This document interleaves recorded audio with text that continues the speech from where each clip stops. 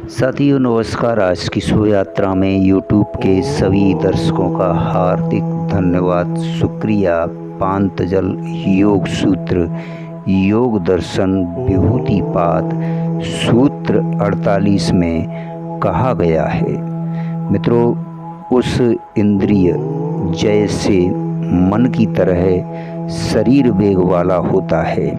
शरीर के बिना भी भोगों का अनुभव करने की शक्ति और प्रकृति पर अधिकार होता है।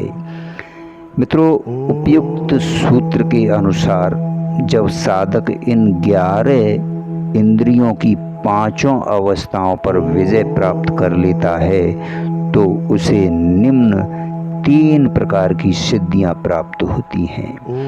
पहली, शरीर स्थूल है जिससे उसकी गति कम है। मन सूक्ष्म है जिसकी गति सर्वाधिक है।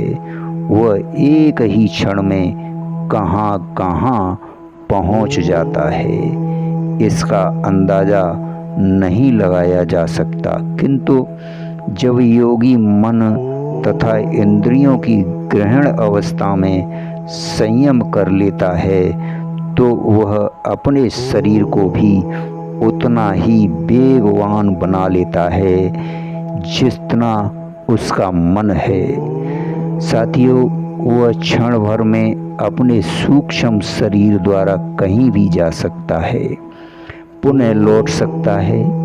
कई योगियों के ऐसे उदाहरण सुनने में आते हैं। इसे मनोज बिल्प कहते हैं। साथियों, जब योगी इन इंद्रियों की स्वरूप अवस्था में संयम कर लेता है तो उससे जो सिद्धियां उसे प्राप्त होती हैं उसे विकरण भाव कहते हैं। इस सिद्धि द्वारा स्थूल शरीर के बिना ही दूर देश की किसी भी वस्तु का प्रत्यक्ष अनुभव कर लेता है।